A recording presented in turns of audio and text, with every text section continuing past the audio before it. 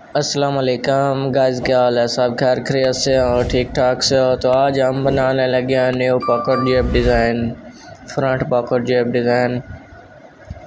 Video को मुकम्मल आप लोग नहीं देख रहे हैं, लाइक भी नहीं कर रहे हैं और चैनल को सब्सक्राइब भी नहीं कर रहे हैं, वीडियो को शेयर भी नहीं कर रहे हैं। सब दोस्तों भरावां के गुजारिश है कि वीडियो को लाइक भी करना है और चैनल को सब्सक्राइब भी करना है। तो वीडियो को मुकम्मल देखना है ताकि हमारी आने वाली वीडियो का नोटिफिकेशन मिल जाएगा। तो हमारी वीडियो देखते रहेंगे तो हम जेब का मुकम्मल तरीका जो है वो बता देंगे।